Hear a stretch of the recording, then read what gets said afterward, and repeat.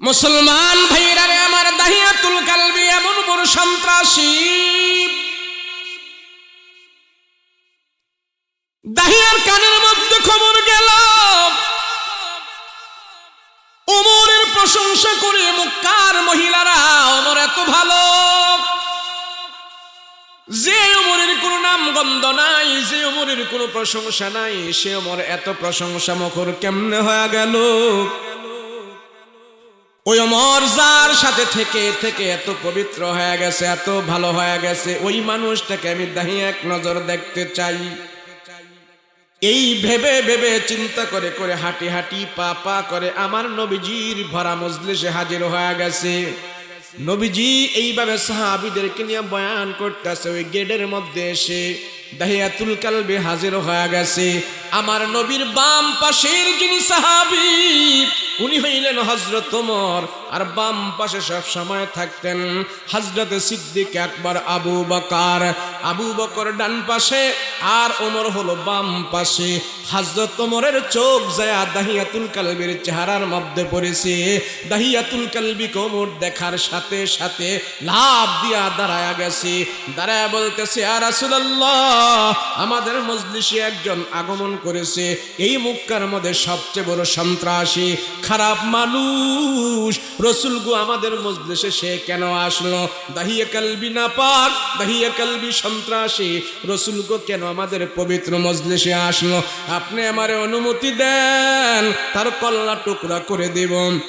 এই মজলিসে এসে যদি আপনার সাথে বেয়াদবি করে আমি ওমর সহ্য করতে পারবো না, আপনি অনুমতি দেন, আমি তার কল্লা ওড়াইয়া দিব।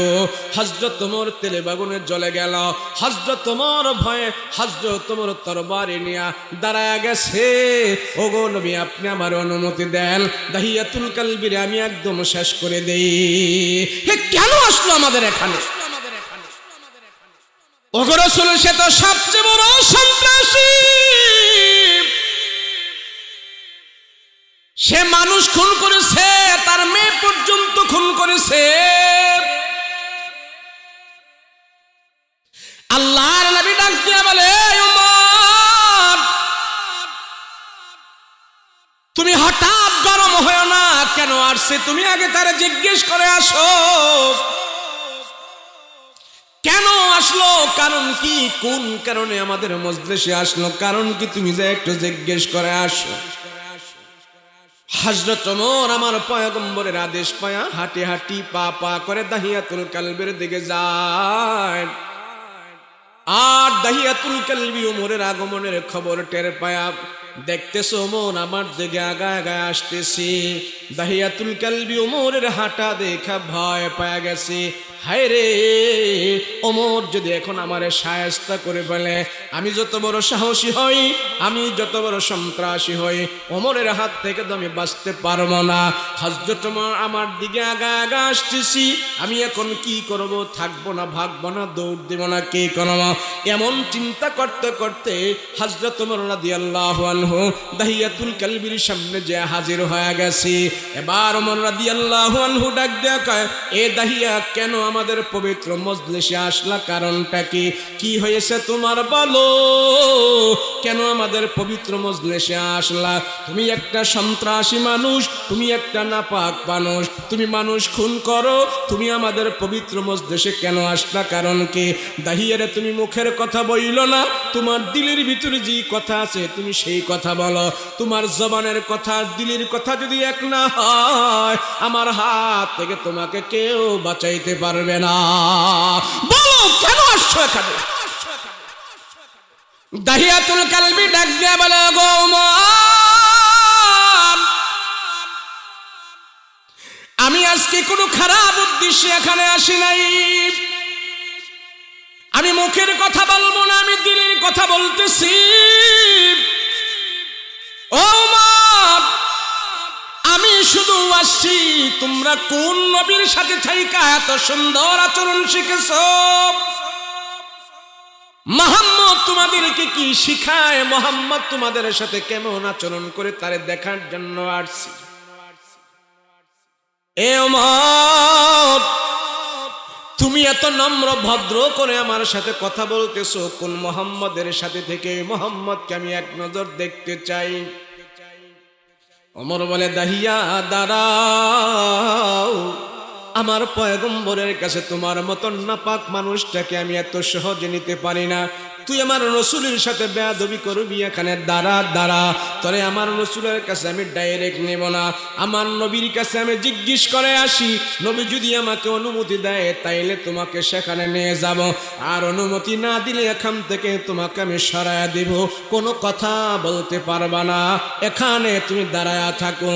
হাঁটি হাঁটি পা পা করে রাহমাতুল লিল আলামিনের কাছে এসে ডাক দিয়া বলে, ওগো রহমতের নবী গো, এই কুখ্যাত খুনি সন্ত্রাসী আসছে আপনাকে দেখার জন্য। সে বলতেছে শুধু নাকি এক নজর আপনাকে দেখবে, এই জন্যই নাকি সে এখানে আসছে। এবার রাহমাতুল লিল আলামিন হযরত ওমরের চেহারার দিকে তাকায় তাকায় বলে, ওগো ওমর, আমার মন বলতেছে ওই সন্ত্রাসী দাহিয়ার কপালের ভিতরে আল্লাহ তাআলা হেদায়েতের দরজা খুলে দিয়েছে। যাও ওমর যাও, তুমি টেনে নিয়ে আসো, তার সাথে কোনো খারাপ ব্যবহার করবে না। এও তুমি তো গরম হয়ে গেছো, না গরম হয় না, যাও তুমি দাহিয়াকে নিয়ে আসো, আমাদের কাছে আসছে, সে আমাদের মেহমান। হযরত ওমর হাঁটি হাঁটি পা পা করে দাহিয়াতুল কালবের কাছে যায়। এ দাহিয়া, রহমাতুল লিল আলামিন বলছে, আমার নবী বলছে তোমাকে আমার কাছে নিয়ে যাওয়ার জন্য, নবীর কাছে নিয়ে যাওয়ার জন্য তুমি আসো, তোমার সাথে আমি কোনো খারাপ আচরণ করব না। যদি তুমি আমার রসুলের সাথে কোনো দুই নম্বরই করো, আমার তরবারে দিয়া কিন্তু তোমার কল্লা ওড়ায়া দেব। এখন তোমাকে আগে আগে হুঁশিয়ার করে করে আমি নিয়ে যাচ্ছি, আয় আয়। আমার রসুল বলেছে সেখানে যাওয়ার জন্য। দাহিয়াতুল কালবিকে আঞ্জা দিয়া ধরে ধরে হাঁটি হাঁটি পা পা করে নবীদের মজলিসে ওমর হাজির করে দিলাম। আল্লাহর নবীর সামনে এনে বলতেছেন, উনি হইলেন আলী রাদিয়াল্লাহু আনহু, উনি হইলেন আবু বকর, আর উনি হইলেন আমার প্রিয় নবী মুহাম্মদুর রাসূলুল্লাহ। দেখো দেখো, আমার পয়গম্বরকে দেখার জন্য আসছো, ভালো করে তুমি দেখে নাও। এবার দাহিয়াতুল কালবি আমার নবীজির সামনে যখন দাঁড়াইলেন, রাহমাতুল লিল আলামিন বলে, ও দাহিয়া, আমার রসূলের মজলিসে তুমি আসছো, আমার বাড়িতে তুমি আসছো, তুমি আমার মেহমান, আমি নবী হইলাম তোমার জন্য মেজবান।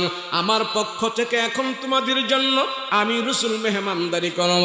তুমি দাঁড়াও, তোমার জন্য ভালো একটা বসার ব্যবস্থা করতেছি, ভালো খাবারের ব্যবস্থা করতেছি, তুমি একটু দাঁড়াও। রাহমাতুল লিল আলামিন ঘরের ভিতরে যায় বিবিদিকে যায় বললেন, বিবি গো, আমার দরবারে একজন মানুষ আসছে, সে অনেক দামি মানুষ, সম্মানী মানুষ, আমার কাছে মেহমান হয়ে আসছে, ওই মেহমানের জন্য তুমি একটু ভালো খাবার দাবার দাও। এক বিবিকে জিজ্ঞেস করলো, আমাদের ঘরে কোনো খাবার নাই। আর এক বিবির ঘরে যায় জিজ্ঞেস করলো, রসুল বলতেছেন একটু ভালো খাবার দাও।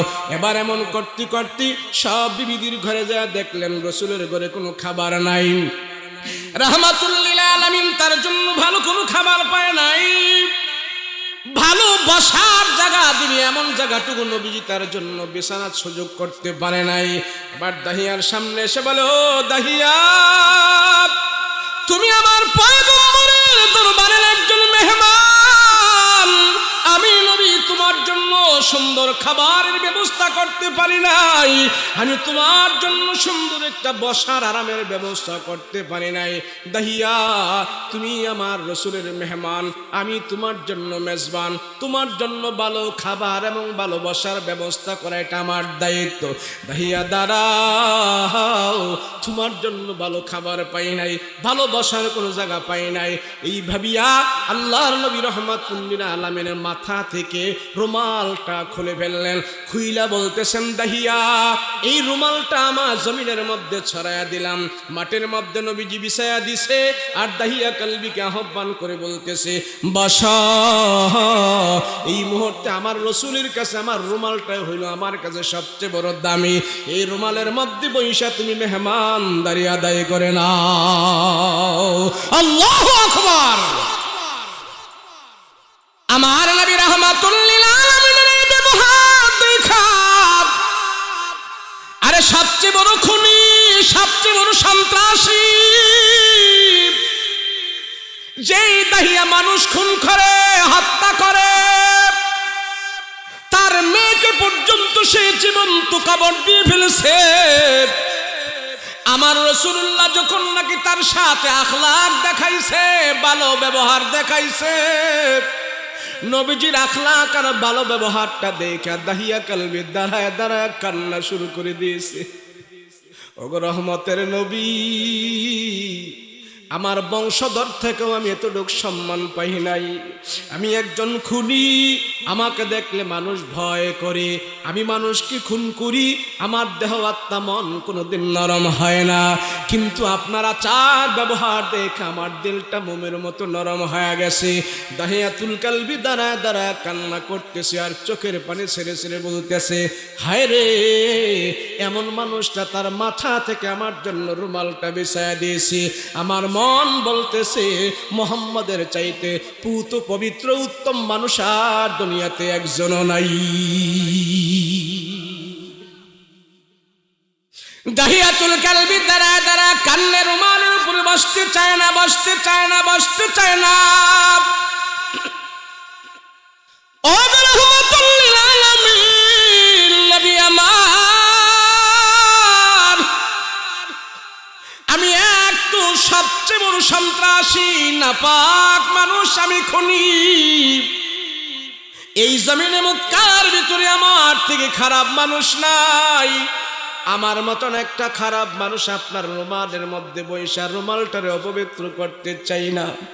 জীবনে বহুত খারাপ করেছি, আর আপনার রুমালের মধ্যে আমি বসবো না।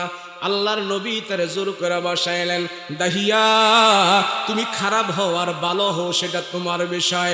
আমার রাসূলুল্লাহর ঘরে আসছো, বাড়িতে আসছো, তুমি আমার মেহমান, আমি রাসূল তোমাকে মেহমানদারি করা এটা আমার দায়িত্ব।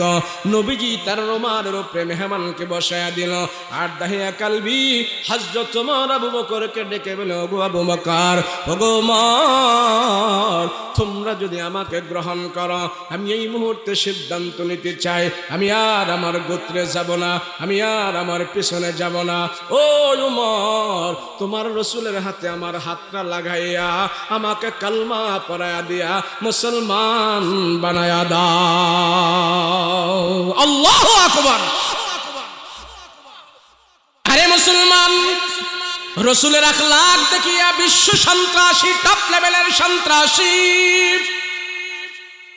যে মানুষ খুন করত সে কোন কালমা পড়ে মুসলমান হয়। আল্লাহর নবী তারে কালমা পড়ায়া দিছে। এখন কালমা পড়ে সে মুসলমান হয়ে গেছে, কিন্তু তার চোখ দিয়া তো পানি পড়া বন্ধ হয় না। শুধু কান্দে, শুধু কান্দে, চোখের পানি ফেলে ফেলে কান্না করতেছে, কান্না করতেছে। আল্লাহ নবী ডাক দেয়া কয়, দাহিয়া রে, কেন তুমি কান্না করো? কারণটাকে, কারণটাকে? রাসূল গো, মুসলমান তো হয়েছি, কিন্তু আমার মনের ভিতরে জ্বালা, দুঃখ, যন্ত্রণা রয়ে গেছে। বলে কিসের জ্বালা রে? বলে আমি তো এমন একজন মানুষ, মক্কা মদিনায় আমার চাইতে অদ্বিতীয় কোনো মানুষ নাই, আমি একটা ব্যতিক্রম মানুষ। বলে কি ব্যতিক্রম মানুষ? বলে আমি মানুষ খুন করতাম, আল্লাহর সৃষ্টির ভিতরে শ্রেষ্ঠ হলো মানুষ, সেই মানুষদেরকে আমি হত্যা করেছি, অনেক মানুষকে আমি খুন করেছি, আমার মনটা কোনোদিন নরম হয় নাই। নবী গো, আপনার চেহারা দেখার সাথে সাথে আমার মনটা নরম হয়ে গেছে, কিন্তু আমার আজকে দিলের কান্না বন্ধ হয় না। আমি তো মস্ত বড় একজন পাপী, আসমানের নিচে জমিনের উপরে আমার চাইতে বড় কোনো পাপী নাই। আমি এত বড় গুনাহগার, কালমা পড়েছি, আমার এই গুনাহ ক্ষমা হবে কিনা? বলে কি গুনাহ? বহুত গুনাহ করিস। আল্লাহর রাসূল বলেন, তুমি এখন থেকে কোনো গুনাহ করতে পারবা না। তুমি ইসলাম গ্রহণ করেছ, আমার হাতে হাত রেখেছ, সব পিছনের গুনাহ ক্ষমা হয়ে গেছে। সদ্য মায়ের পেট থেকে মনে হয় তুমি এখন ভূমিষ্ঠ হয়েছ, মুসলমান হয়েছ। রাহমাতুল লিল আলামিন এই কথা বলার পর দাহিয়াতুল কালবি আরো কান্না করে, আরো কান্না করে, আরো কান্না করে, কাঁদতে কাঁদতে অস্থির হয়ে গেছে। ও পয়গম্বর, আমার মতন এমন একজন পাপী মক্কা মদিনায় আর কেউ নাই, আমি অদ্বিতীয়, আমার চাইতে জঘন্য পাপী আর পৃথিবীতে কেউ নাই, আর কেউ নাই। কেন রে তুই এত বড় পাপী? কেন পাপী? তোর সব পাপ আল্লাহ ক্ষমা করে দিয়েছে ইসলাম গ্রহণ করার কারণে। ইয়া রাসূলুল্লাহ, মস্ত বড় এক পাপ আমি করেছি, যে পাপ পৃথিবীর কোন মানুষ করে না। কি পাপ করেছো তুমি? তোমার পাপের ধরন বলো। নবী গো, ও পয়গম্বর, মক্কায় যে একটা প্রথা ছিল, মক্কার মানুষদের কাছে একটা ডিসক্রেডিট ছিল। যেই বাবার বেশি বেশি মেয়ে হয়তো মক্কার মানুষেরা তাকে দেখতে পারত না। নারী জাতিকে তারা কোনো সম্মান, জাতির মর্যাদা দিত না। নারী জাতির রূপ, যৌবন, সৌন্দর্য সব কিছু ভোগ বিলাসের পর নারীকে বাহিরে ফিরে রাখত। নারীর তেমন কোনো মর্যাদা দিত না। এক বাবার যদি 2-3টা মেয়ে থাকতো, ওই বাবাকে সমাজের মানুষ ভালোবাসত না। বাবার প্রতি সবাই ভর্ৎসনা করত, কুৎসা রটাইত। আমি সমাজের পরিস্থিতি মেনটেন করার জন্যে, সমাজের মানুষের কাছে ভালো হওয়ার জন্যে, সমাজের সবার কাছে দামি হওয়ার জন্যে, সেই জন্য আমার একটা মেয়ে হয়ে গিয়েছিল। আমার মেয়েটার বয়স হয়ে গিয়েছিল, আমার মেয়েটার বয়স হয়েছে। আমি বাড়ি থেকে সুদূর দেশে ব্যবসা করার জন্য চলে যাইতাম, আর সেখান থেকে এসে দেখি আমার মেয়েটা বয়স্ক হয়েছে, কথাবার্তা বলতে পারে, হাঁটতে পারে। আমার মেয়েটা এত সুন্দর ছিল, মক্কার মানুষদের কাছে সবচেয়ে বেশি সুন্দর ছিল। বেশি করে সুন্দর হওয়ার কারণে তার নাম রাখা হয়েছে জামিলা। এমন সুন্দর মেয়ে মক্কার মধ্যে ছিল না। রাসূল বলে, ভালো কথা, তোমার মেয়ে ভালো কথা। ইয়া রাসূলুল্লাহ, আমি সমাজের মানুষদের মতামত ঠিক রাখার জন্য, সমাজের মানুষের সবার কাছে ভালো হওয়ার জন্য আমার ওই সুন্দর মেয়েটাকে আমি একটা কৌশল করে দুনিয়া থেকে বিদায় করে দিয়েছি।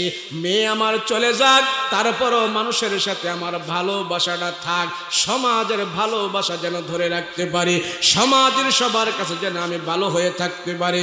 সমাজকে মেনটেন করার জন্যে, সমাজকে আমার হাতে রাখার জন্যে, সমাজের সর্দার প্রধানের কাছে ভালো হওয়ার জন্যে আমার মেয়েটাকে আমি দুনিয়া থেকে বিদায় করে দিয়েছি। নাউজুবিল্লাহ। সমাজ ব্যবস্থা জাহেলদের কারণে এমন হয়ে গিয়েছিল, তাদের ভিতরে কোরআন ছিল না, ওহীর জ্ঞান ছিল না, রাসূলুল্লাহর জ্ঞান ছিল না, আল্লাহর পরিচয় ছিল না, আখিরাতের জ্ঞান ছিল না। না থাকার ফলে ওই সমাজের মানুষগুলো এমন ভাবে জাহালাত তাদের ভিতরে ঢুকেছে, ওই জাহালাতের কারণে সমাজের প্রথাটাই তাদের কাছে বড় মনে হয়েছে। মানুষ তাদের কাছে জিম্মি হয়েছিল। আর সমাজকে মেনটেন করার জন্য, সমাজকে ঠিক রাখার জন্য যা ইচ্ছা তাই তারা করত। এখন আছে না সমাজের, আমাদের সমাজ এমন আছে না? সমাজ ঠিক রাখতে হয় হুজুর। কি রাখতে হয়? সমাজ ঠিক রাখতে হয়, সামাজিকতা বজায় রাখতে হয়, পরিবেশ রক্ষা করতে হয়। যেই পরিবেশে যেটা হুজুর আমরাও করতে হয় সেটা। আরে নাদান, এই পরিবেশ তোমাকে মুক্তি দিবে না, সমাজ তোমাকে মুক্তি দিবে না। সমাজের ভিতরে যত কুচক্রী মহল আছে, সমাজের ভিতরে যত 2 নম্বরী আছে, সমাজের ভিতরে যত নেশা আছে, সমাজের ভিতরে যত বদদিন আছে, আমি আপনি সেই বদদিন দূর করতে হবে। কথা বলেন ঠিক কিনা? কিন্তু ওটা দূর না কইরা হুজুর আমরা সমাজে এটা চাই, এটা আমরা কেমনে বাদ দেই? বলে কে বলে না? হুজুর আমাদের সমাজ ব্যবস্থাটা এরকম, আমরা সমাজের মানুষরা এখানে কি আমরা অন্য কিছু করতে পারি? এইখানে সমাজ ব্যবস্থায় এত শরীয়ত টরিয়ত চলে না। কথা বলেন ঠিক কিনা? আসলে না নাই? আচ্ছা বলেন, সমাজ বড় নাকি আল্লাহর কোরআন বড়? আচ্ছা সমাজ বড় নাকি আল্লাহর রহমত বড়? সমাজ বড় নাকি আল্লাহর গজব বড়? আল্লাহর গজব যদি আয়ে সমাজ টমাজ সব সমান করে ফেলবে। কথা বলেন ঠিক কিনা? এর জন্য সমাজ মেনটেন করব আমরা, রসুলের সুন্নত দিয়া সমাজকে আমরা সাজাবো, আখেরাত দিয়া সমাজকে সাজাবো আমরা সালাম কালামে, সমাজকে আমরা সাজাবো মহব্বতের মাধ্যমে, কুসংস্কার দিয়া নয়, কুসংস্কার দিয়া নয়, গজব দিয়া নয়, গান বাদ্য দিয়া নয়, বেহায়াপনা দিয়া নয়, বেপরদা দিয়া নয়, আল্লাহর হুকুম দিয়া। কথা বলেন ঠিক কিনা? সমাজ, এই সমাজের ভিতরে যদি গজব আসে, সমাজের সবাই ঠিক থাকতে পারবো না। আচ্ছা বলেন পারবো নি? দেখেন না কয়দিন আগে এক গজব শুরু হয়েছে, কি জানি এটার নাম দিছে, ঘুরি জানি উড়ায়, সাকরাইন। আমি প্রথম শুনলাম এটা সাকরাইন। আমি কি এটা আবার কোন মৌতের নাম? সাকরাইন। এই সাকরাইন ঢাকা শহরের এই যে ছাদের উপরে পাটি দিয়া ডোলবাদ্য বাজাইয়া নাচানাচি কইরা নারী পুরুষ একসাথে ঘুরি উড়াইতেছে, আনন্দ বের করতেছে। কই থেকে পাইলো এটা? ঘুরি উড়াইব, এটার জন্য ডিজে পাটি দিয়া নাচানাচি করতে হইব। মাথার মধ্যে কিছু আছেন? হাই হাই, মানুষ দিন দিন এক একটা করে নতুন নতুন প্রথা বের করবে আর আমাদেরকে জাহান্নামের পথে নিয়ে যাবে। কথা বলেন ঠিক কিনা? এগুলোর সমাজের কুপ্রথা। এই কুপ্রথাগুলো ওই জাহেলের যুগে ছিল, আইয়ামে জাহেলিয়াতের যুগে ছিল। আর ওই জাহেলিয়াতের যুগ পালন করার কারণে নিজের মেয়েকে পর্যন্ত হত্যা করে দিয়েছে, একটু দিলের ভিতরে খারাপ লাগে নাই। কথা বলেন ঠিক কিনা? এই সমাজের ভিতরে জাহালাত চলছে, সম্পদের জন্য বাবাকে খুন করে ফেলে, মাকে খুন করে ফেলে, নেশার টাকার জন্য সন্তানেরা বাবা মাকে আঘাত করে, বাবা মাকে খুন করে, তারপরে সন্তানেরা নেশা পান করে। বলেন আইয়ামে জাহেলিয়াতের যুগের প্রথা আমাদের সমাজেও আছে না নাই? ওই সমাজ দূর করেছে আমার রসুলুল্লাহর আদর্শ দিয়া, ওই সমাজ থেকে জাহালাত দূর করছে রসুলের আদর্শ দিয়া।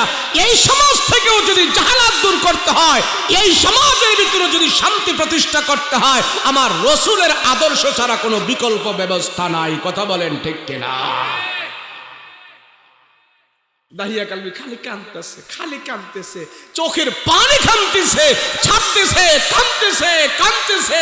সবাই আশ্চর্য হয়ে গেল, আরে কান্না বন্ধ করো। ওগো রাহমাতুল লিল আলামিন, আমার কান্না বন্ধ করব কেমনে? আমি আমার দিলের খবর জানি,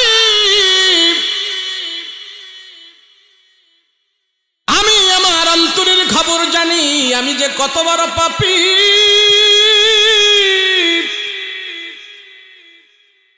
কিভাবে আমার মেয়েটাকে আমি দুনিয়া থেকে বিদায় করেছি, দুনিয়ার কোন মানুষ জানে না। রাসূল গো আমি জানি, আমি জানি। আমি এসে দেখলাম আমার মেয়েটা এত সুন্দর, আমাকে আব্বু আব্বু করে বলে ডাকি, আমাকে বাবা বাবা বলে ডাকি। সন্তানটাকে আমার বুকের সাথে আমি জড়াইয়া নিলাম, তাকে আমি বুঝতে দিলাম না। কিন্তু আমার ভিতরে ছিল কুপ্রথা, কুমন্ত্র। আমার সমাজ রক্ষা করতে হবে, এই সমাজে মেয়ে সন্তান হইলে ভালোবাসে না। সেই জন্য আমার মেয়েটাকে আমি ফন্দি করে বুদ্ধি করে দুনিয়ার জমিন থেকে বিদায় করে দিয়েছি গো রাসূল। আমার মন সেদিন একটু নরম হয় নাই। সাহাবীরা রে, তোমরা জানো না আমি কেমন করে আমি খুন করেছি। ও রাহমাতান নবী, আমার মেয়েটাকে আমি দুনিয়ার জমিন থেকে বিদায় করেছি, এটা তোমরা জানো না। রাসূল গো, আমার স্ত্রীকে আমি বুঝাইলাম আমার মেয়েটাকে আমার সাথে দাও। আমার স্ত্রীকে আমি নিলাম, তারে আমি বুঝাইলাম আমার মেয়েটাকে নিয়ে আমি কোথাও যাই, বেড়াইতে যাই, ঘুরতে যাই। মাকে এক কথা বলেছি, আমার মেয়েটা আমার আঙ্গুলে ধরে ধরে আমার পিছনে পিছনে আসে। আর আমার মেয়ে আমাকে জিজ্ঞেস করে, বাবা গো কোথায় যান, কোথায় যান? আমার মেয়েটাকে আমি বললাম তোমার নানার বাড়িতে তোমাকে নিয়ে যায়। আমার মেয়েটা আনন্দে নাচানাচি করতেছে, আনন্দ ফুর্তি করতেছে। কিন্তু রাসূল গো, সেদিনও আমার মেয়েটা তখন পর্যন্ত বুঝে নাই তারে যেন দুনিয়ার জমিন থেকে বিদায় করে দেব। ইয়া রাসূলুল্লাহ ইয়া হাবিবাল্লাহ রহমাতুল নবী, আমি আজ থেকে কবর করার জন্য, গর্ত করার জন্য আমার কোদাল আমি ভাও করে রেখেছি। আমার মেয়েটাকে দুনিয়ার জমিন থেকে সরিয়ে দেওয়ার জন্য, সমাজের কথা ঠিক রাখার জন্যে মেয়েটাকে আমি দুনিয়ার জমিন থেকে বিদায় করে দেওয়ার জন্য আজ থেকেই আমি কোদাল নিয়ে রাখছি, আমি সরঞ্জামাদি হাজিরি করে রাখছি। রহমাতুল লিল আলামিন, আমার মেয়েটাকে যখন আমি তো ভাই চাইছি না, আপনি ডিস্টার্ব করলেন দুইবার।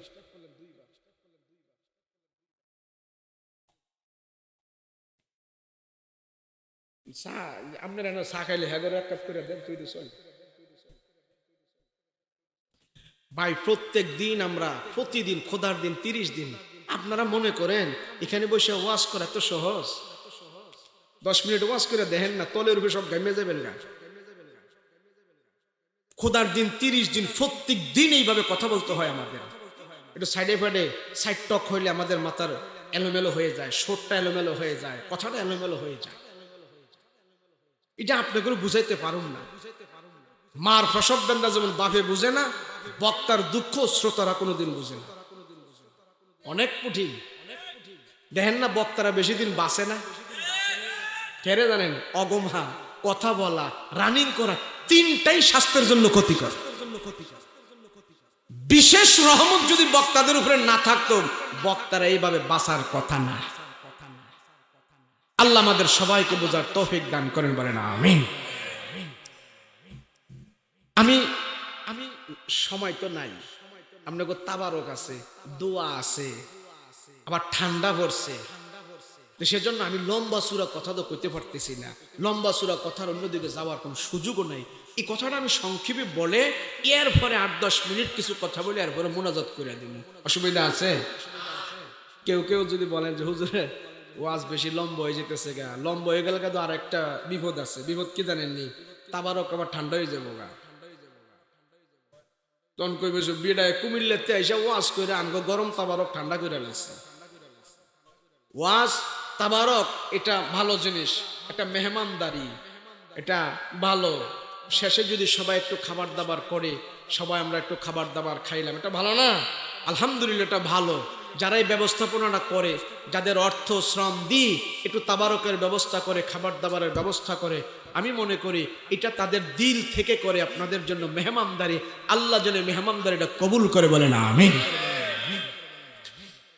দাহিয়া কালবি কান্না করে, চোখের পানি ছিঁড়ে ছিঁড়ে কান্না করে, কান্না তার থামাইতে পারে না। দাহিয়া কালবি আল্লাহ রাসূলকে বলে, ইয়া রাসূলুল্লাহ, আমি খারাপ মানুষ অতটুকু জানেন, কিভাবে আমি খারাপ করেছি আপনি জানেন না। রাসূল গো, সেই গুনাহকে আল্লাহ ক্ষমা করবে কিনা? নবীজির কাছে দাহিয়াতুল কালবি বলা আরম্ভ করে দিয়েছি, ইয়া রাসূলুল্লাহ, মেয়েটাকে আমি আঙ্গুলি ধরে ধরে যখন নাকি আমি নিয়ে যাই, আমার মা আমাকে জিজ্ঞেস করে, আমার মেয়েটা আমাকে জিজ্ঞেস করে, বাবা আমরা কোথায় যাব, তুমি আমাকে কোথায় নিয়ে যাও? তখন আমি বললাম তোমার নানার বাড়িতে নিয়ে যাই। যখন নানার বাড়ির কথা শুনেছি, আমার সুন্দরী জামিলা মেয়েটা আনন্দে নেচে নেচে আমার সাথে যাইতেছি। নবী গো, তখনও আমার তার জন্য মায়া হয় না, তখনও তার জন্য আমার দয়া হইতেছে না। আমি আস্তে আস্তে করে যখন সামনে গেলাম, সামনে আমার যন্ত্রপাতি রাখা ছিল, মাটি করার জন্য কোদাল রাখা ছিল। আমার কোদালটা আমি কাঁধে নিলাম। আমার মেয়ে আমাকে জিজ্ঞেস করে, বাবা এই কোদাল দিয়ে আপনি কি করবেন? বলে বাগানে যাব, সেখানে যে আমরা মাটি টাটি সরাবো, বাগানের কাজ কাম করবো। আমার মেয়েটা আনন্দে নাচানাচি করি, আমার অন্তরের ভিতরে আমার মেয়েটার জন্য তখনও কোনো মায়া হয় না, মায়া হয় না। ওগো রাহমাতুল লিল আলামিন, নবী আমার দিলটা এত বড় কঠিন, এত বড় শক্ত। আমার মেয়ে আমার সাথে এত আনন্দ করতেছে, মক্কার মধ্যে সবচেয়ে বড় সুন্দরী মেয়ে ছিল, সেই জন্য তার নাম রাখা হয়েছিল জামিলা। জামিলা মানেই হলো সুন্দর। ফুটফুটে চাঁদের হাসি তার চেহারার মধ্যে হাসতো। আমার সেই মেয়েটাকে আমি নিয়ে গেলাম গো রাসূল। আমি যখন নাকি মাটি সরায়া গর্ত করলাম, গর্তের মাটিগুলো আমি সরাইতেছি, আমার দাড়ির মধ্যে মাটিগুলো লেগে যায়। আমার ছোট মেয়েটা আমার দাড়ি থেকে মাটিগুলো সরায়া দেয় আর বলে, আব্বু এত কষ্ট করে কেন তুমি গর্ত করতেছো, কারণ কি? তারপরও আমার মেয়ের জন্য আমার মায়া লাগে না। ইয়া রাসূলুল্লাহ, ইয়া হাবিবাল্লাহ, আমি মাটি সরাইতেছি, গর্ত করতেছি, এক পুরুষ পরিমাণ আমি গর্ত করে ফেলেছি। আমার মেয়ে আমাকে বারবার জিজ্ঞেস করে, বাবা এত বড় গর্ত করতেছেন কেন? এত বড় গর্ত করার কারণ কি? এত গর্ত করতেছেন, এত বড় করার কারণ কি? আমি আমার মেয়েটাকে বিভিন্ন সলসাতুর দিয়া বুঝাইলাম, এখানে গাছ লাগাবো, এটা করবো, সেটা করবো। গর্ত করা যখন শেষ, আমার মেয়েটার দুইটা হাত পা আমি বাঁধা শুরু করলাম। তখনও আমার মেয়েটা কান্নাকাটি করতেছে, বুঝতেছে না তাকে জানে আমি মেরে ফেলবো।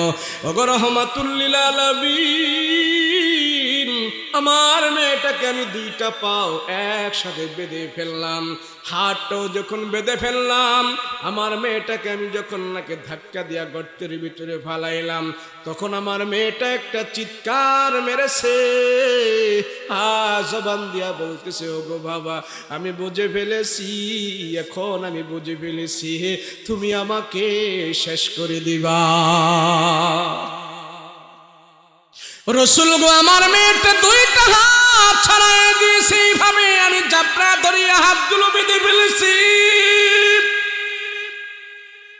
আমার মেয়ে হাউমাউ করে কবরের ভিতরে পড়ে পড়ে কান্দে।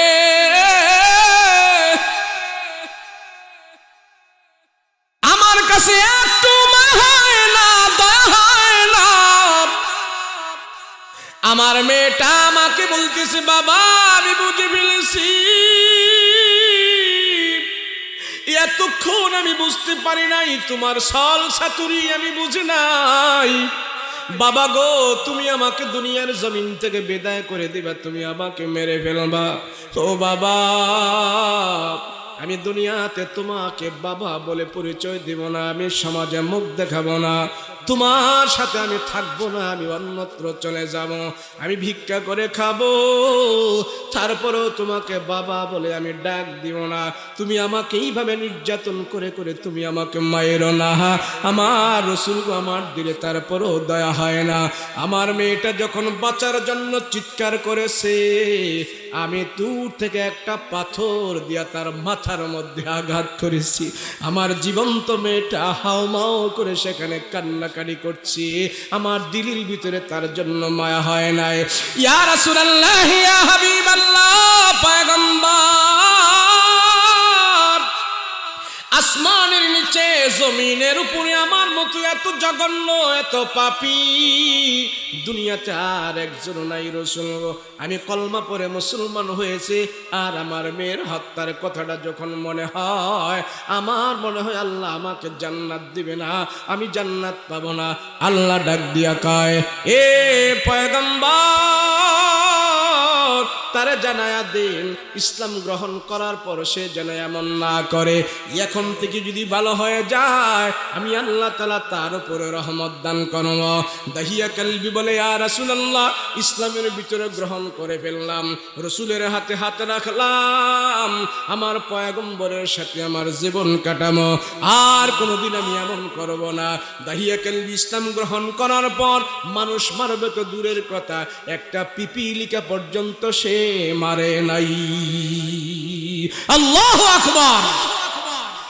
আল্লাহ জানাই দিয়েছেন। আরে মানুষ, দাহিয়া কালবিকে এত কঠিন দিল, এত বড় সন্ত্রাসী, এত খারাপ হয়েছে, আল্লাহ দেখাই দিছে ইসলাম ছাড়া, কোরআন ছাড়া, আখিরাত ছাড়া, আল্লাহর আল্লাহর হুকুম ছাড়া যারা চলবে এরা সন্ত্রাস হবে, এরা ডাকাত হবে, এদের দিলে কোনো মায়া থাকবে না। কোরআন নিয়ে যারা চলবে, হাদিস নিয়ে যারা চলবে, আখিরাতের ভয় করে যারা চলবে, মানুষ খুন করবে তো দূরের কথা, একটা পিপিলিকা পর্যন্ত তারা খুন করবে না। কথা বলেন ঠিক কিনা? যে কিছুদিন আগে কেরানীগঞ্জের একটা মর্মান্তিক ঘটনা আপনারা শুনেছেন না? বলেন মানুষ কি মানুষকে এইভাবে মারতে পারে? বলেন না পারে? কেন পারলো? কারণ কি? তারা পারছে এটি নেশা করে, এটি মদ খায়, জুয়া খেলে, নারীবাজি করে, জিনা করে, আর তারাই মানুষকে খুন করে। কথা বলো ঠিক কিনা? সমাজ এমন কেন হইল? আমাদের এই সমাজটা এমন কেন হইল? আপনাদের এলাকার চেয়ারম্যান সে আক্ষেপ করে বলে, হুজুর যত বিয়া হয় তার চেয়ে বেশি তালাকনামা হয়। আরে ভাই কেন এমন হইল? কেন? কারণটা কি? কারণ আছে, আপনি খুঁজে দেখেন তারা কি ভালো করে কোরআন পড়ে, ভালো করে নামাজ পড়ে, ভালো করে ওযু করে, ভালো করে আল্লাহ মানে, আল্লাহর বিধান মানে? না, মানে না। এই সমাজের যুবক যারা আছে প্রত্যেকটা যুবকের চরিত্র নষ্ট হওয়ার পিছনে আমি বাবা মা দায়ী হয়ে গেছি। অনেকে বলে হুজুর ফুলাফাইনের ওয়াজ করেন, একটু ফুলাফাইন যেন ভালো হয়, ফুলাফাইন কথা শোনে না, ফুলাফাইন আইলা জেল্লা চলে, ফুলাফাইনটা কথাই শোনাইতে পারি না। আমি বলি এই সমাজের একটা যুবকের কোনো দোষ নেই। বিশ্বাস হয় না আপনার? এই বিশ্বাস হয় না আপনার? পোলার কোনো দোষ নাই, মেয়ের কোনো দোষ নাই, ছেলের কোনো দোষ নাই। আমার দেশের যুবক জন্ম হয়ে দেখতেছে আমার বাবায় সিগারেট খায়, আমার কাকায় খায়, আমার দুলাভাই খায়, পর্দাইনা খায়, চেয়ারম্যানে খায়, মেম্বারে খায়, আমার যে টিচারে পড়াশোনা করায় ওই টিচারও সিগারেট খায় ক্লাসের ফাঁকে ফাঁকে। কথা বলেন ঠিক কিনা? সে চিন্তা করে এটা যদি খারাপ হইতো তো আমার যে মাস্টারে পড়ায় সে মাস্টারেও খায়, আমার যে জন্ম দিয়েছে আমার বাবাও খায়, তাহলে এটা এত খারাপ না, আমারও খাওয়া চলে। কথা বলেন ঠিক কিনা? এই সমাজে কিছু অথর্ব পিতামাতা আছে, গাধা কিছু অভিভাবক আছে। সন্তান এখন বাজারে যেতে পারে, বলে আবুল রে আব্বা বাজারে যাও, বলে হ্যাঁ আব্বা বাজারে যায়, 50টা টাকা নে, আমার জন্য 5টা গুল্লিপ নিয়ে আইস। যেই সন্তান বাবাকে দিয়া বাজার থেকে গুল্লিপ সিগারেট আনায়া খাইতে পারে, তোর মতো গাদায় বাবা হওয়ার কোনো যুক্তি নাই। কথা বলেন ঠিক? পোলায় তো বাজার থেকে বাবারে সিগারেট আইনা দেয়, প্রত্যেক দিন আইনা দেয়, আর রাস্তায় মনে মনে ভাবে খোদা জন্ম হওয়ার পর থেকে দেখতেছি আমার বাবা এই গুল্লিপ খায়, ব্যানসন খায়, এটার মধ্যে খোদা কি ভিটামিন দিয়া রাখছো রে খোদা? তো যেই খাবার আমার বাবায় খায়, দুলাভাই খায়, চাচায় খায়, মাস্টারে খায়, ডাক্তারে খায়, এটা তো আমারও খাইতে মনে চায়। কথা বলেন ঠিক কিনা? এখন কি শুধু পোলা পাইনে খায়, মাইয়ারাও সিগারেট খায়। আচ্ছা এই ছেলেটা যদি সিগারেট খায় তাহলে সিগারেট খাওয়া তার শিখাইলো কে? কথা কয় না, শিখাইলো কে? বাবার জন্য বাজার থেকে 5টা আনে, আর মাঝে মাঝে চিন্তা করে আর নিজের তো টাকা নাই, তো বাবার এনে 60টা দেয়, আর একটা হ্যাঁ কোমরের মধ্যে ব্ল্যাকমেল করে, ব্ল্যাকমেল কইরা চিন্তা করে এটা খামু কই, মুরব্বীর সামনে ধরাইলে তো ছটকনা দিব। এখন ফুলা এটা দেখছে নিরাপদ জায়গা হইলো আমগো স্কুল ঘরের পায়খানা। ফুলা এখন এটারে স্কুল ঘরের পায়খানার ভিতরে যায় শীতকানি লাগায় ফেটল মিস দিয়ে এখন সিগারেট খাইতেছে, আরামে টানতেছে। বলেন স্কুল ঘরের ভিতরে তোমার পোলায় সিগারেট খাওয়া এটা কার থেকে শিখেছে? জোরে কয় না, কার থেকে শিখছে? লজ্জা লাগে? এখন সিগারেট খায়, কদিন পরে ডাইল খাইবো, এরপরে ফেন্সি খাইবো, এরপরে ট্যাবলেট খাইবো, এরপরে বাবা খাইবো, বাবা খাইয়া আব্বা রাইয়া বাপ দাহাইবো। তো ফুলাডারে খারাপ করলো কে? এই কথা কোন খারাপ করছে কে? বলে হুজুর ফুলায় যা চাই আমরা তাই তো দিই, হুন্ডা কিনা দিছি, পড়ার বেতন দেই, টিউশনির বেতন দেই, এত দেই, এই দেই, হেডা দে। বাইসা যে জায়গায় ব্যথা ওই জায়গায় মলম দেন নাই, আরেক জায়গায় দিছেন, সেই জায়গায় মলম দিলে ব্যথার জায়গা ভালো হইতো না। কথা কোন ঠিক কিনা? এই সমাজ নষ্ট হওয়ার পিছনে একজন যুবক যুবতীর দায়ী নয়, এই সমাজের প্রতিনিধিরা দায়ী। এই সমাজ যারা পরিচালনা করে তারা দায়ী। এই সমাজের শিক্ষিত সুদীজন যারা আছে, master, doctor, engineer, member, chairman, বাবা মা, তারা পোলাপানদেরকে খারাপ করেছে, কথা বলো ঠিক কিনা? আমার দেশের যুবক কেন খারাপ হবে? যুবককে নিজে নিজে আইসা সিগারেট খাওয়া শিখছে না বড় ভাইয়ের তো শিখছে, কথা বলেন ঠিক কিনা? আপনারা রাগ হন আর বেজার হন, আমার কোনো অসুবিধা নাই। নষ্ট হয়ে গেছে সমাজ। কেউ বলে যে হুজুর মহিলারা স্বামী বিদেশে থাকে আর মহিলারা এদিক দিয়ে স্বামী সাইরা আরেকজনের কাছে ভাগ্যা যায়। আজগা কয় অটোওয়ালার লগে গেছে গা, দোকানদারের লগে গেছে গা, তো গেছে কে রে? তোমার বউ আরেক বেটার লগে ভাগ্যা যায়, এত আরেক বেটাই কি করবো তুমি দেখো না কে রে? কথা কোন ঠিক না? এখন হুজুর কি করবো? পরিশ্রম করতে হয়, বিদেশ যাইতে হয়। আপনি সিস্টেম করেন এমন বিদেশ যান বছরে যেন একবার অন্তত পক্ষে বা দুইবার অন্তত পক্ষে বিদেশ থেকে বাড়িতে আসতে পারেন, না হলে এই বিদেশ যাওয়ার কোনো দরকার নাই। ডাইল ভাত খেয়ে আলহামদুলিল্লাহ এনেই ভইরা থাকেন, বউ ঠিক থাকবো, পোলাও ঠিক থাকবো, নিজেও ঠিক থাকতে পারবেন, কথা বলেন ঠিক কিনা? আর মহিলাও এমন কিছু খারাপ। জামাই যারা সৌদি আরব গেছেন, আমারে আল্লাহ দেশের বাহিরে 4টা রাষ্ট্রে নিছে, সৌদি, দুবাই, কাতার, ইন্ডিয়া। ইন্ডিয়া তো বাংলাদেশের মতোই। দুবাই, সৌদি, কাতার গিয়া দেখলাম হায় রে মরুভূমি, মরুভূমির দিকে তাকাইলে মাথা ঘুরা জায়গায়। এই মরুভূমির ভিতরে এদিক দা কোনো দিক দিয়ে মানুষ নাই, জনশূন্য মানব এলাকা, মানবহীন এলাকা। এই মরুভূমির ভিতরে হুইরা বাঙালিরা ওট রাখতেছে, সেই মরুভূমিতে হুইরা হুইরা কাজ করতেছে। হেরা ওখান থেকে মরুভূমিতে পুইরা হার বাইঙ্গা চেহারাটারে কালা কইরা 22 টাকা বানায়, আর ওই লোকের বউয়ে এইখান দিয়ে ওই টাকা ভাইয়া সিরাজ দিখান মার্কেটে যায় মস্তানি করে। হায় রে দুঃখ। উনি ম্যাডামে বুঝে না ওনার সারে যেন কেমনে টাকা ভাড়ায়, কথা কোন ঠিক কিনা? যেই স্বামী যেই স্ত্রী তার স্বামীর সম্পদের পাই টু পাই আমানত হিসাব কিতাব না রাখবে, স্বামীর আমানতের টাকার হিসাব যদি স্বামীর কথা ছাড়া, স্বামীর কামাইয়ের টাকা যদি স্ত্রী স্বামীর কথা মতো ছাড়া এটা খরচ করে বাপের বাড়ির পাঠায়, এখানে সেখানে যায়, এই মহিলার নামাজ, রোজা, হজ, যাকাত আল্লাহর দরবারে কবুল হবে না। এই মহিলা জাহান্নামী হয়ে দুনিয়া থেকে বিদায় হতে হবে। হার ভাঙা পরিশ্রম। আরে আপনি আপনার স্বামী বিদেশ থাকে তো রাতের বেলা শুয়ে শুয়ে আরেক বেটার লোকে সেটিং করার দরকার নাই, স্বামীর লোকে করেন না, স্বামীর সাথে করেন না। আপনার স্বামী কালা হোক, হ্যাঁ তো আপনার জন্যই কালো হয়েছে মরুভূমি খুইরা, এর সাথে কথা কর না, হের সাথে রসের কথা কইয়া, হের সাথে সেটিং কইরা আপনি সময়টা পার করেন না। হের সাথে কথা কইয়া যদি আপনি রাতের বেলা মজা করেন, আল্লাহ সেখানে সওয়াব দান করবে, কথা বলেন ঠিক কিনা?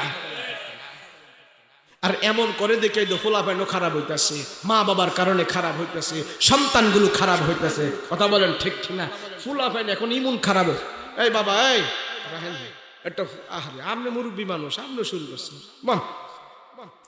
ফুলাফাইন শেষ, দোয়া করবো, এখনই দোয়া করবো। পোলাপাইন এখন এমন খারাপ হয়েছে, পোলাপাইন খারাপ হয়েছে ডিজিটাল যুগের খারাপ। আমি বুড়া মানুষ, আপনি বুড়া মানুষ, আপনি যত চালাক সিটার হন, এই যুগের ডিজিটাল পোলাপাইনটা যে চালাক বানাইছেন, হেগো চালাকের সাথে আপনি পারতেন না, কথা কোন ঠিক কিনা? কেমনে পারবো? এই পোলাপাইন ঠিক ঠিক করিস না, তোরা খারাপ ঠিক করিস, হ্যাঁ কত ঠিক ঠিক এমন খারাপ হয়েছে। স্কুল কলেজগুলো, আমার দেশের স্কুল কলেজগুলো, আরে আমি চেয়েছিলাম আমার মেয়েকে আমি ডাক্তার বানাবো, আমি হুজুর হয়ে আমি চেয়েছিলাম আমার মেয়ের আমি ডাক্তার বানাবো, যত টাকা লাগে ইনশাল্লাহ ব্যবস্থা আছে, ডাক্তার বানাবো। কিন্তু আমার মেয়েকে ডাক্তার বানানোর জন্য আমি ভালো কোনো শিক্ষাঙ্গন পাই নাই। আমি দেখেছি, খবর নিয়ে আমি দেখেছি, আমার মেয়েকে যদি আমি কোনো কলেজে ভর্তি করাই, কোনো স্কুলে ভর্তি করাই, কোনো গার্লসে ভর্তি করাই, সেখানে আমার মেয়ে সতীত্ব ঠিক রাখতে পারবে না। সেই জন্য আমার সিদ্ধান্ত আমি ঘুরিয়ে ফেলেছি, ডাক্তার বানানোর দরকার নাই, সতীত্ব নিয়ে ঈমান আমল নিয়ে যেন আমার মেয়ে কবরে যেতে পারে, সেই জন্য আমি সিদ্ধান্ত ঘুরিয়ে এখন মাদ্রাসায় ভর্তি করাই দিচ্ছি। পোলা তো খারাপ হচ্ছে কে, মেয়ে তো খারাপ হচ্ছে কে? আমাদের কারণে, কথা বলেন ঠিক কিনা? এই সমাজের ভবিষ্যৎ নষ্ট করে দিছি। সেই জন্য পোলাপাইনগুলো ডিজিটাল যুগের পোলাপাইন মা বাবার কথা শোনে না, মেম্বারের কথা শোনে না, চেয়ারম্যানের কথা শোনে না, মুরব্বীদের কথা শোনে না, বেয়াদব হচ্ছে আর তাদেরকে আমরাই বেয়াদব বানাইছি। পোলা একটা কথা কয় মাইয়ার লগে ফিরিতের আলাপ, তো মা বাবা একটু খুব টাইট। হ্যাঁ, চিন্তা করে আমার বাপে মাঝে মাঝে মোবাইল আমার হাত থেকে নেয়, আমার মাও আমার মোবাইলটা মাঝে মাঝে দেখে, মায়ের সাথে যে কথা কই নাম্বারটা কি দিয়ে সেভ করা যায়, বুঝছেন নি? হ্যাঁ, চিন্তা করতেছে যদি মায়ের নাম দিয়ে সেভ করি তো মায়ও পড়াশোনা জানে, মায়ও তো ধৈরা লাগবো, ধৈরা তো ভিড়াইব। হ্যাঁ, করছে কি মায়ের সাথে অনেকদিন ধরে কথা কইতেছে, গভীর প্রেম হইয়া গেছে, এখন মায়ের নাম সেভ করবো কেমনে? হ্যাঁ, বুদ্ধি খুঁজে পায় না, বুদ্ধি খুঁজে বার করছে, ব্যাটারির মোবাইলের মধ্যে লেখছে মায়ের নাম লেখছে, আবার ওই ডালকি দিলাম ডালকি দেখি তো তারা মোবাইলটা এখন ফুলা একটা বাদাইম্মা আর কি, তো বাদাইম্মার লগে আরেক বাদাইম্মা নিয়ে যোগ হয়েছে, মোবাইলে কথা কয়। বাদাইম্মা চিন্তা করে মায়ের নাম কি দিয়া লেখি, আব্বাই যদি মোবাইল চেক করে তো ধৈরা লাইব যেটা মায়ের লগে কথা কই। মায় অবফরা শোনা জানে, আগের দিনের 8 পাস। আম্মায় যদি জানে যে মায়ের সাথে কথা কই তো চেঁচা দুইটা বেশি করে দিতি কইরা মোবাইলের ভিতরে বাটন মোবাইল, এর ভিতরে মায়ের নাম লেখছে ব্যাটারি ল। কি নাম লেখছে? মায়ের নাম কি? কথা কয় না দি, এই ওয়াজটা করা আমার ঠিক হইতেছে না রে। পোলাফান শিক্ষা লাইব, পোলাফান এটা শিক্ষা লাইব রে। যাক কইতাম না, ফুলাই লেখছে মোবাইলের ভিতরে লেখছে মায়ের নাম লেখছে ব্যাটারি ল। এখন তো ফুলাই মোবাইল চার্জে দিয়া হ্যাঁ গেছে গোসলখানায় গোসল করতে, আর হের মায় ফাঁক ঘরের মধ্যে ফাঁক করে, এমনি মায়াই দিছে ফোন, তাই তো গোসলখানাতে আর শোনে না, ক্রিং ক্রিং করে মোবাইল বাজতেছে। মায়ের ফাঁক ঘর থেকে দৌড়ে আইছে, আমার হোলারে এত রিং দেয় কে? আয়া মোবাইলটা হাতে নিয়ে দেখে কি ব্যাটারি ল। মায় কর আবার আগের দিনে 8 পাস পড়া জানে তো, দেখছে মোবাইলে লেখা উঠছে ব্যাটারি ল। মায় করছে তাড়াতাড়ি করে আবার চার্জ দিয়া আফলার মোবাইলটা সুন্দর মতন দিয়া গেছে গা। তো আবার যায় ভাগশাক করতেছে, কিছুক্ষণ পরে হ্যাঁ তো গোসলই করতেছে, ভাগশাক করতেছে, আবার ক্রিং ক্রিং ক্রিং ক্রিং করে আবার আওয়াজ হইতেছে, মোবাইল বাজতেছে।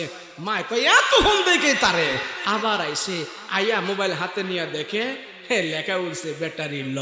মায় ভালো করে চার্জারটা লাগাইয়া আবার গেছে গা। তার মোবাইলে এত ব্যাটারি ল হয়ে থাকে, হ্যাঁ চার্জ টার্জ দেয় না, ভালো করে চার্জ দিয়ে আবার গেছে গা। আবার পরে আবার ফোন দিছে, ফোন দিয়ে গোসলখানাতে বাইর হো, ফুলারে গোসলখানাতে বার হইয়া কয় তোর মোবাইলে ব্যাটারি ল কি এর লেগে, ভালো করে চার্জ দেই না রে, চার্জ হয় না কেরে? আল্লাহ আল্লাহ সারাইছে কুলহুল্লাহ হইরা বুকের মধ্যে হু দিতেছে, আল্লাহ বাঁচছি, আল্লাহ তুমি বাঁচাইছো। মায় কয় তোর ব্যাটারি খালি ল উঠে কি লেগা, ভালো করে চার্জ দে। আর এত মনে মনে হাসে, খোদা সিস্টেমটা সুন্দরই করছি। যত আপনি আপনার পোলা পাইন রে এই আধুনিকতা শিখাইয়া এরে যদি আপনি ভালো না বানান, পোলা পাইনের সিটারির সাথে কি বাপ মায় পারবে? কথা বলেন, পারবে? এই যুগের পোলাদেরকে ভালো করার জন্য কয়েকটা তালিম আছে, বলবো শেষ কয়েকটা তালিম।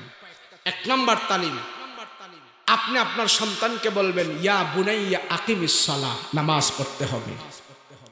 কোন বাবা, কোন মা, কোন সন্তানকে সন্ততিকে যদি আদেশটা না দেয়, আল্লাহর দরবারে বাবা মা জবাবদিহি করতে হবে। দেখবেন জুমার দিন আসলে পাকনা দাড়িওয়ালা দাদায় ছোট্ট একটা নাতি আছে, এই নাতিটারে আঙ্গুলো ধরে ধরে মসজিদে লইয়া যায়। আপনার কথা এসে নেয়নি? নেই না? নাতিরে খুব যত্ন করে আদর করে মসজিদে নিয়ে যাইতেছে, কিন্তু নাতির বাপ মানে বুড়ার ফুলা যেটা হেডারে কিছু কয় না, হেডারে শুক্রবারে জুমার নামাজের দিন 2টা পর্যন্ত খালি ক্যারাম বোর্ড টপকায়, আছে না? না নাই। কিন্তু দাদাই ছোট্ট নাতিটারে আদর করে মসজিদে নিতেছে, কিন্তু দাদার ফুলাডারে হেরে কিছু কয় না, নাতিডারে মসজিদে লয়ে যায়। নাতিরে মসজিদে নেওয়ার দায়িত্ব দাদার নয়, নাতিরে মসজিদে নেওয়ার দায়িত্ব হইল তার বাবার। কথা বলেন ঠিক কিনা? আর দাদার দায়িত্ব হইল এই সন্তানের বাবাকে মসজিদে নেওয়ার। কথা বলেন ঠিক কিনা? কিন্তু কইব কেমনে, কয় না তো, কইব কেমনে, ফুল আরে কইতো সাহস পায় না। ফুল আয় বেতন পায় 2 লাখ টাকা। কয় লাখ? 2 লাখ। তো ফুলারে কইলে যদি খাওয়ান খোরাক বন্ধ করে দেয়, এর জন্য বুইরাই ফুলারে নামাজের কথা কয় না, খালি নাতিদারে আদর করে করে মসজিদে লইয়া যায়। কথা বলেন ঠিক কিনা? আল্লাহ আমার যে দায়িত্ব, আপনার যে দায়িত্ব, স্বামীর যে দায়িত্ব, স্ত্রীর যে দায়িত্ব, সেই দায়িত্ব যেন আমরা আদায় করতে পারি, আল্লাহ আমাদের তৌফিক দান করেন। বলেন আমিন। আদায় করবেন তো দায়িত্ব? বলেন দায়িত্ব আদায় করবেন তো? 1 নাম্বার দায়িত্ব হলো ইমানের পরে আল্লাহ 82 জায়গায় নামাজের কথা বলেছে। কয় জায়গায়? আমি যত বড় হুজুর হই, আপনি যত বড় ফাক্কা মৌলবী হন, মেম্বার হন, চেয়ারম্যান হন, এই হন সেই হন, যদি দেখেন ওনার নামাজ ঠিক নাই, উনি হুজুর না, বুজুর্গ না, উনি 2 নাম্বার। কথা বলেন ঠিক কিনা? কিছু কিছু ফির বাড়িছে দেশ, কিছু কিছু ফির বাড়িছে, এরা বলে নামাজ রোজা লাগবো না, আমারে মুরগা দিবি, আমারে খাসি দিবি, আমারে গরু দিবি, এটা দিবি হেডা দিবি, আমি খাইয়া খাইয়া রাক্ষসল্লাহেন ফুলমু, আর তগরে হাসরের ময়দানে ফারাইয়া তরাইয়া সরাইয়া ব্যস্ত লইয়া যামু, তখন নামাজ রোজা লাগতো না। এমন পীর আসেনি দেশে কিছু। আপনি মনে করবেন শয়তান তো খুঁজা পাইবেন না, এটা ওই কি, এটা ওই। আরে নামাজ ছাড়া যদি আল্লাহর ভাবা যাইতো, আমার রসুল এত নামাজ পড়তো না। কথা বলো ঠিক কিনা? হ্যাঁ, কথা বলো ঠিক কিনা? নবী যদি শেষ বয়সে 2 সাহাবীর কাঁধে ভর করে করে মসজিদে যে যদি আল্লাহর রসুল আল্লাহকে সাজদা দিতে পারে, তুই কোথাকার পীর, তুই কোন দেশের পীর? বৃদ্ধ বয়সে আমার রসুল আল্লাহর সাজদা দিয়েছে, আর তুই যদি বলো সাজদা লাগবে না, নামাজ পড়া লাগবে না, তোর মতন পীর আমরা মানি না। কথা বলেন ঠিক কিনা? রাজি আছেন তো ইনশাআল্লাহ? আল্লাহ আমাদের সবাইকে কবুল করেন। বলেন আমিন। এই যে মাহফিলটা দিয়েছে, ব্যবস্থাপনাটা করেছে, আপনারা খুশি না বেজার? এরকম মাহফিল প্রতি বছর বছর হোক, আপনারা চান নেই? চান। এই যে এতক্ষণ আপনাদের এখানে বসায় রাখছে, এতক্ষণ যে আপনাদের এখানে বসায় রাখছে, আপনারা কি সওয়াব হয় নাই? আচ্ছা, সওয়াব না হোক, কোনো গুনাহ হয়েছে? কেউ গুনাহ করছেন? পিছনে বিড়ি টিড়ি খাইছেন, গালিগালাজ করছেন? 1 ঘন্টা 2 ঘন্টা 3 ঘন্টা আজকের মাহফিলের উসিলায় আপনারা গুনাহ থেকে মুক্ত ছিলেন। আলহামদুলিল্লাহ বলেন, বলেন আলহামদুলিল্লাহ। আল্লাহ মাহফিলকে কবুল করে, বলেন আমিন। আল্লাহ মাহফিলকে তুমি সাফল্যমণ্ডিত করো, বলেন আমিন। আল্লাহ যারা টাকা দিয়ে, শ্রম দিয়ে, বুদ্ধি দিয়ে, পরামর্শ দিয়ে যে যেইভাবে সহযোগিতা করেছে, এই সহযোগিতা আল্লাহ নাজাতের উসিলা বানিয়ে দাও, বলেন আমিন। তাহলে এই মাহফিল যেন প্রতি বছর হয়, এবছর হয়। খরচ আছে না কিছু?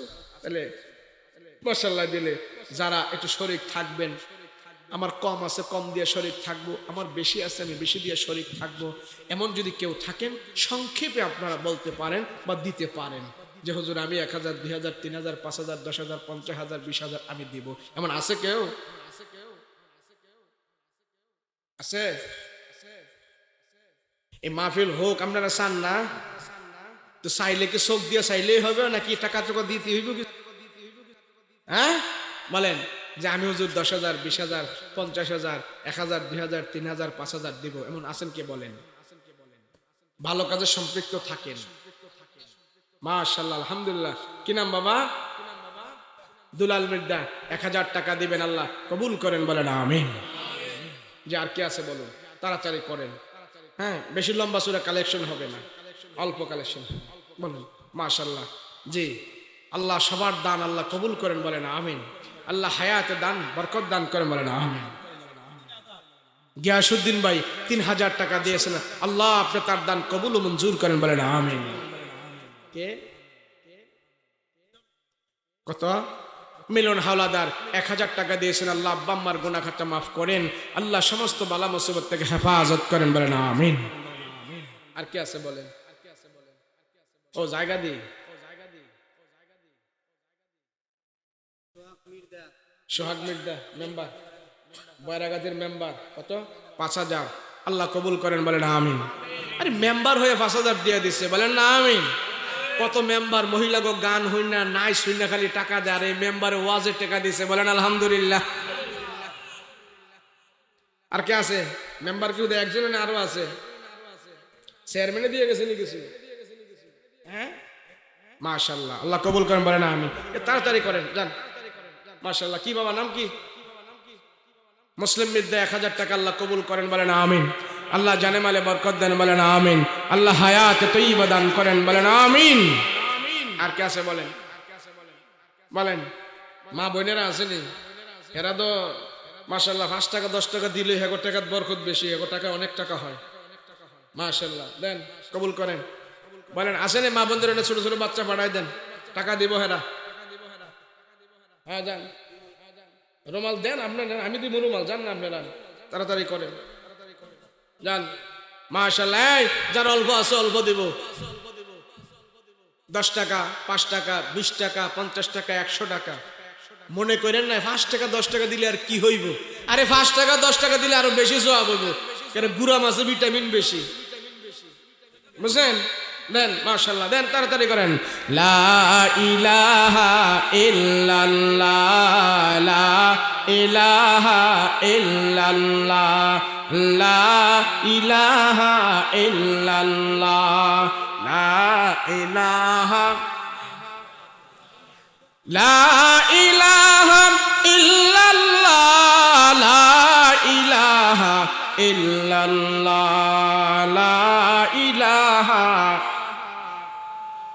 নৌকা চলে না মাঝি সারা, রিকশা চলে না চালক সারা, নৌকা চলে না মাঝি সারা, রিকশা চলে না চালক সারা, দুনিয়া চলে না আল্লাহ ছাড়া, দুনিয়া চলে না আল্লাহ ছাড়া, লা ইলাহা,